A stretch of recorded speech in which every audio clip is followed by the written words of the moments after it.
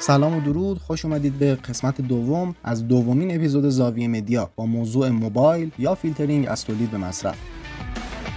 در قسمت قبل به طور کلی مطالبی رو بررسی کردیم حول محور اخباری که مبنی بر تقلب در ساخت موبایل صورت گرفته بود. همچنین به صورت کلی تاریخچه و مفاهیمی از موبایل‌های داخلی رو بیان کردیم. ما در این قسمت وارد اصل موضوع میشیم و با بررسی و منابع و قرار دادن تکه‌های پازل در کنار هم سعی می‌کنیم که بهترین نتیجه رو در مورد سیاست‌های اخذ شده برای موبایل بیان کنیم. با ما همراه باشید و محتوای ما رو هم با بقیه به اشتراک بگذارید.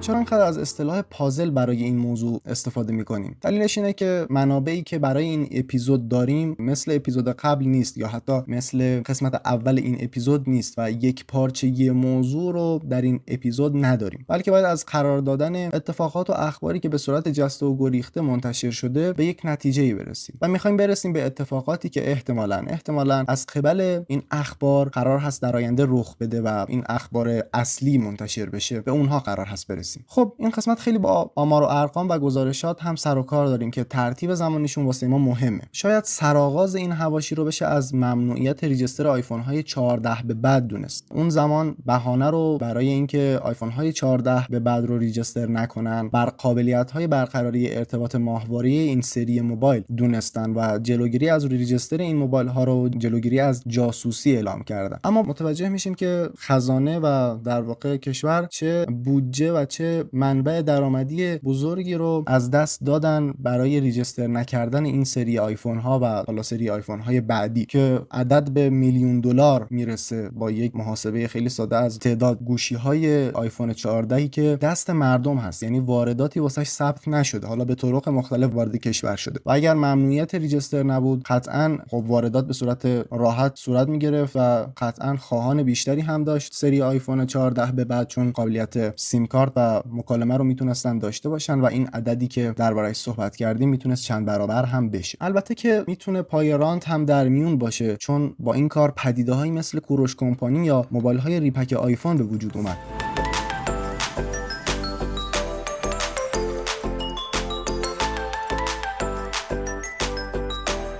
بعد از هیاهوی ممنوعیت آیفون 14 میرسیم به گزارش گمرک که درباره بررسی واردات موبایل در یک سال گذشته اعلام شده. این آمار برای همین خرداد امسال هست که طبق اون نشون میده امسال حدود 1,300,000 دستگاه از انواع موبایل وارد کشور شده که نسبت به دوره قبل، در واقع دوره مشابه قبل، حدود 19% کاهش تعداد واردات داشتیم. اما جالب اینه که ارزش این دستگاه‌هایی که وارد کشور شده 3% افزایش داشته و این یعنی کمبود و در نتیجه اون افزایش قیمت. این آمار واردات برای واردات موبایل‌های مسافرتی، در واقع مسافری یا حالا مسافرتی، حدود 2 برابر بوده و 3% کاهش واردات داشتیم و این اتفاق نتیجه سیاستگذاری دولت و در کنار اون از دست رفتن سهم آیفون در بازار هست. موبایل از گران هم گرانتر شد. 29 خرداد امسال، یعنی چند روز بعد از گزارش گمرک، اعمال قیمت عجیبی صورت گرفت به شکلی که هزینه گمرک برای واردات موبایل‌های زیر $150 و زیر $600 حدوداً 2 برابر شد و موبایل‌های بالای $600 حدود 60% افزایش داشته. مثلا آیفون 13 پرو مکس 21 میلیون ریجسترش می‌شده، الان شده 38 میلیون تومان. ریجستر S24 اولترا که با 17 میلیون تومان انجام می‌شده الان با حدود 38 میلیون تومان ریجستر میشه و حالا در موبایل‌های متفاوت این رقم هم متفاوت میشه. این افزایش قیمت کاملا غیر منطقی و به دور از عرف بازار بوده. ما افزایش قیمت داشتیم اما نه به این شکل.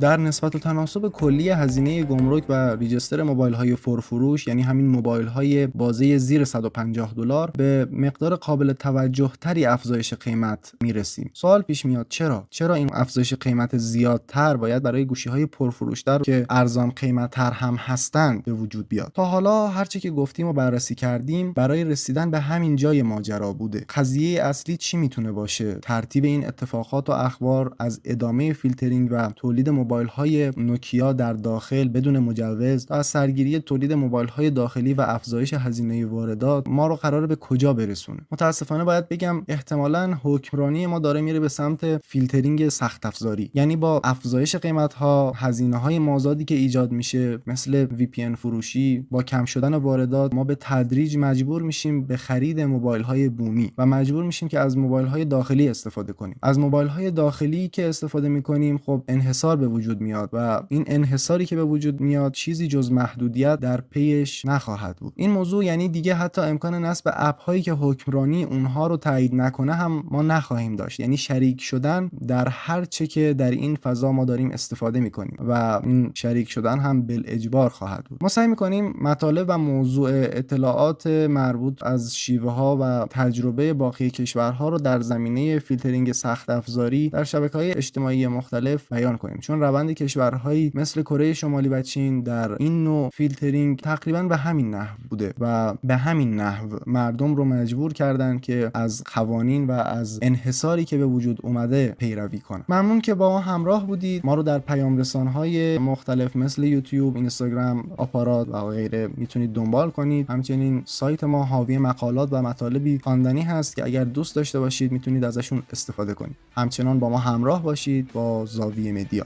بدرود.